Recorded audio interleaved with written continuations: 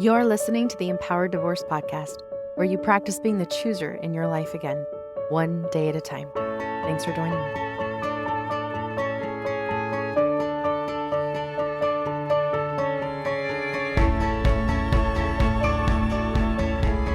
Hello, my amazing listeners. Happy 4th of July. 4th of July is one of my favorite holidays.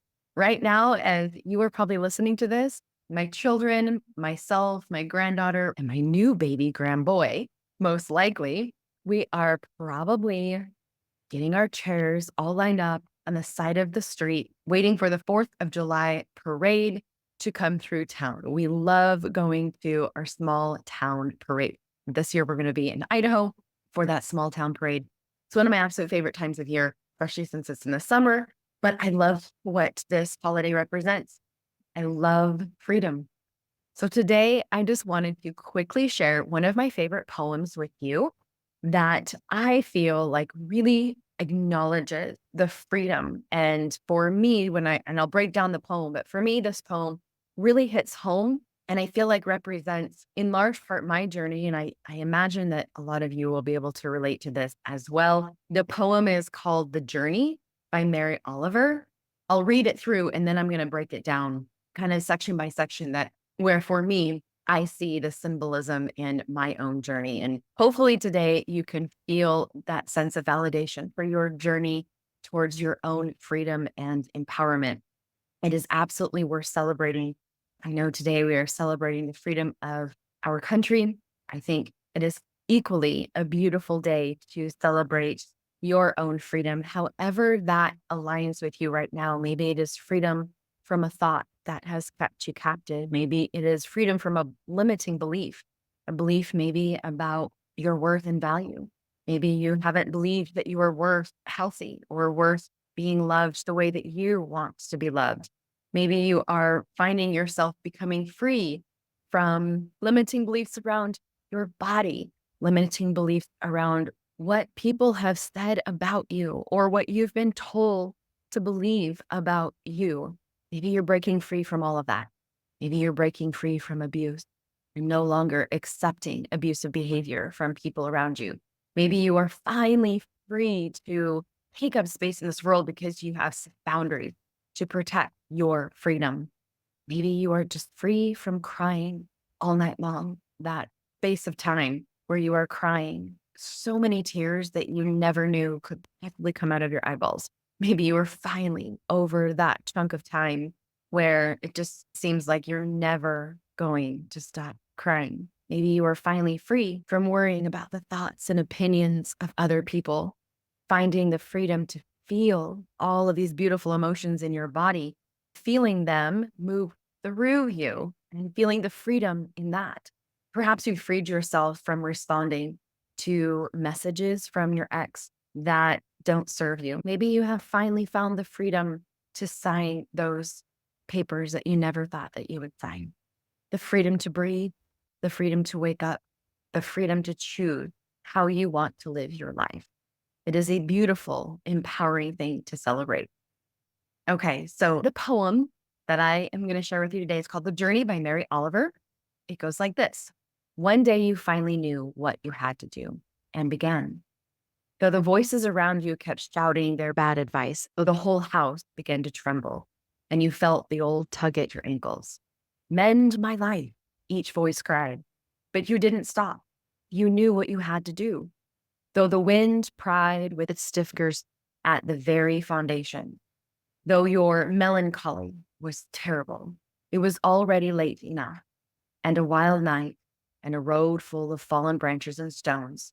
But little by little, as you left their voices behind, the stars began to burn through the sheets of clouds.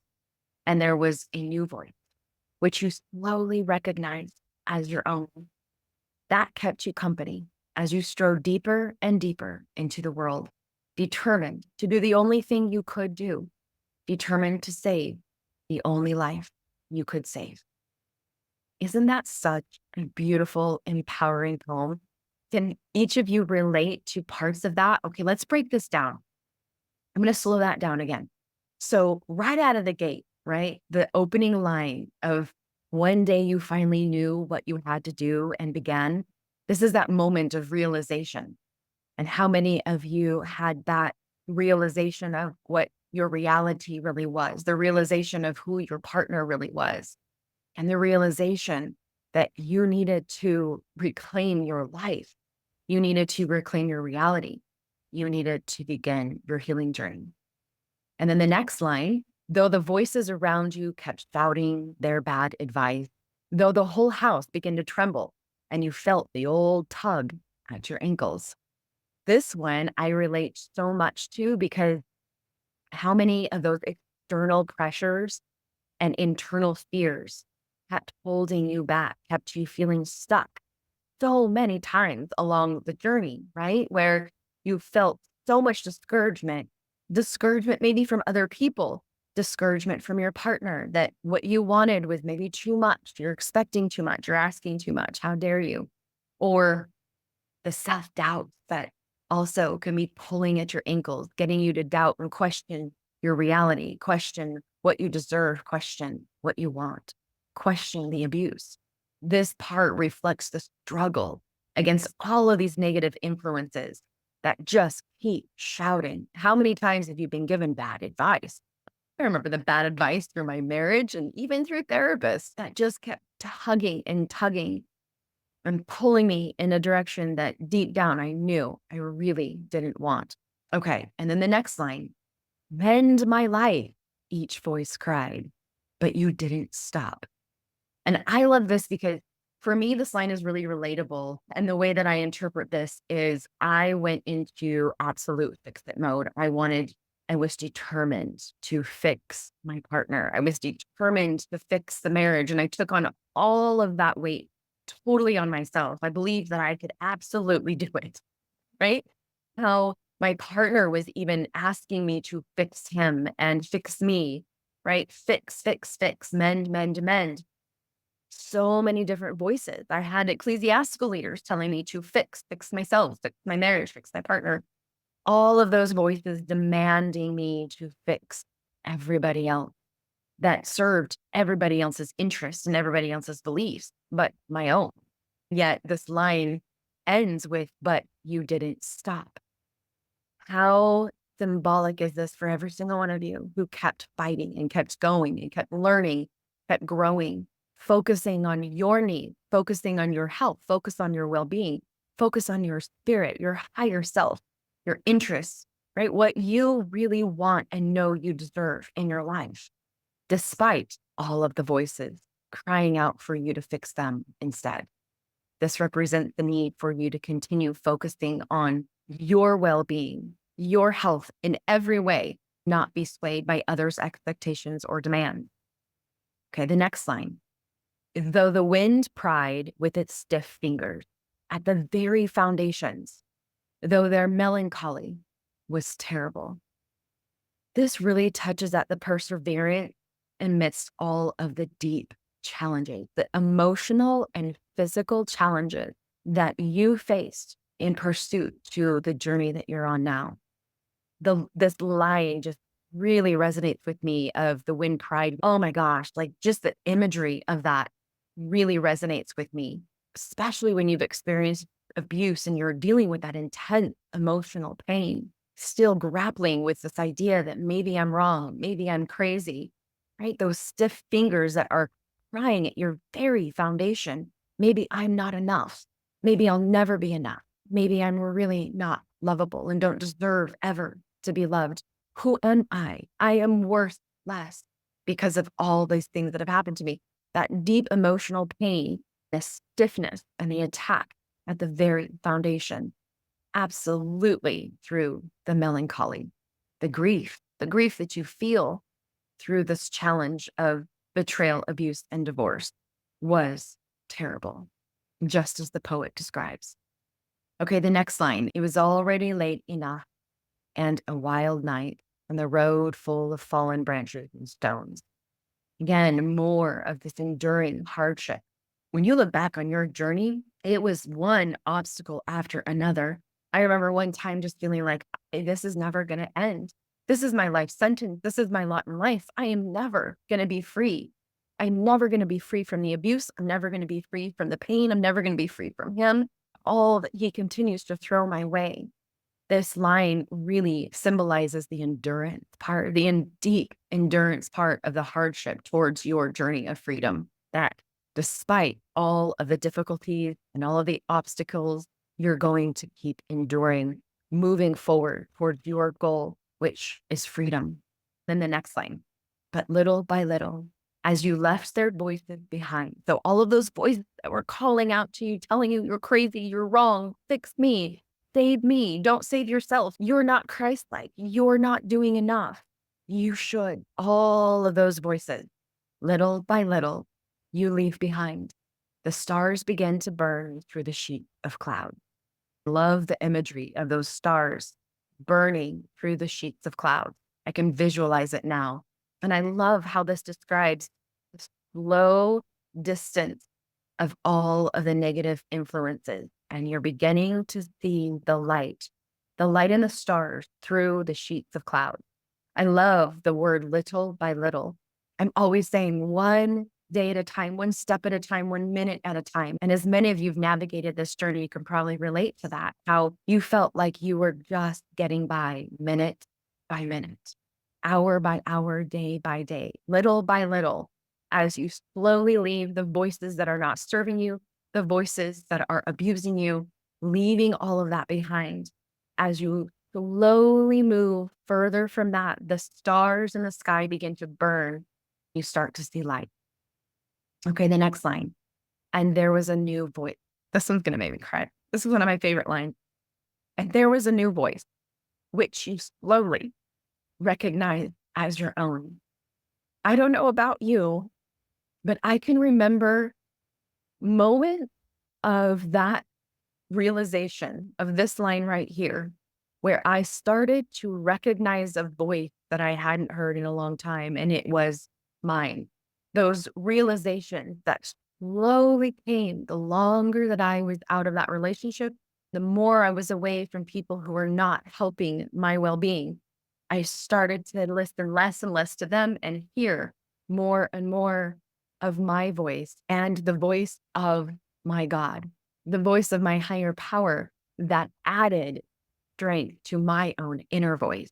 I love this line so much because I also take away from this as part of my journey where I had lost myself. I didn't recognize myself, right? So in that line, there's a new voice which you slowly recognize as your own.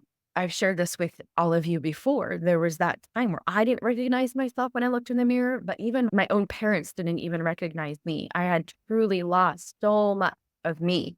I didn't know who I was anymore. I didn't know what voice to listen to.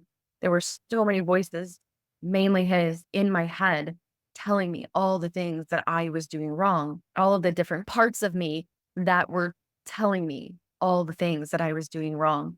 So this line really hits deeply for me because I can remember vividly specific moments where I would hear a clear voice and it was new, it was different. And I knew that it was not only from my higher power, but it was from me. This is when you start to trust you, when you start to recognize your own strength and your own worth and value. Okay, the next line. That kept you company as you strode deeper and deeper into the world. Okay, and then the next part of that, so let me read, I'm going to combine this one. And there was a new voice which you slowly recognized as your own, that you kept company as you strode deeper and deeper into the world. So adding this last part to this also is very symbolic to me because I feel like when I was looking for everybody else in my life to give me that sense of comfort, whether it was my partner, my children, my family, friends, anything external, to walk this journey with me, where it felt so alone to walk this journey. I know you all can relate to that. The loneliness, as you do start to recognize your own voice and step into your own power. How many people have left along the way? How many people abandoned you? How many times did you have that secondary betrayal? Or because you found your voice, because you found you again, people who were used to you, maybe pleasing them, fixing them, doing what they wanted, conforming to what they believed you should conform to. as you found your voice and as you find you and recognized who you are again and walking down a different path that maybe everybody else told you should walk down, you have lost perhaps people along the way and you are finding yourself walking alone.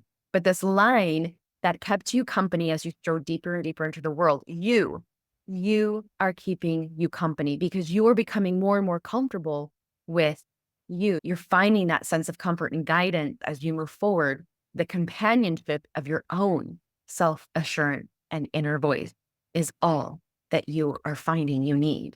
And then the last line, determined to do the only thing you could do, determined to save the only life that you can save. Again, this line always makes me cry when I really think about it because that determination kicks in. At some point, I see every single one of my clients do this.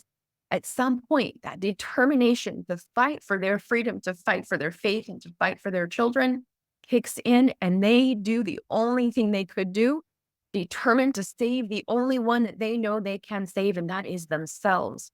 And as they save themselves, they do in turn save their children. I think this is such a powerful affirmation of commitment to saving yourself because you are the only one that can. When you prioritize your well-being and recognize that your life is worth saving, and how many of you are in the middle of a life-saving divorce because you've lost pieces of you along the way, but you are determined. I love that word, determined. You are determined to do. I have been told I am a determined person my whole life, and it was always used as a negative. But I have learned to love that word and love that characteristic about myself, determined and tenacious, to do the only thing I could do and determined to save the only life that I could save, and that was my own. The same goes for you. How beautiful and symbolic this poem is, I think, today to symbolize the journey towards your freedom. Even if you are finding freedom, being able to start to believe that you are worth saving, that you are enough just as you are, feeling the freedom that comes with that belief of knowing that no matter what, you are enough. Remember, every step you take, one step at a time from the past, is a step towards your own strength and freedom. Embrace the journey, trust your voice, and know that you are enough just as you are, and you can create the life that you want and feeling the freedom that you want because you absolutely can. Happy 4th of July. Take care, everybody. I was born to fly and spread the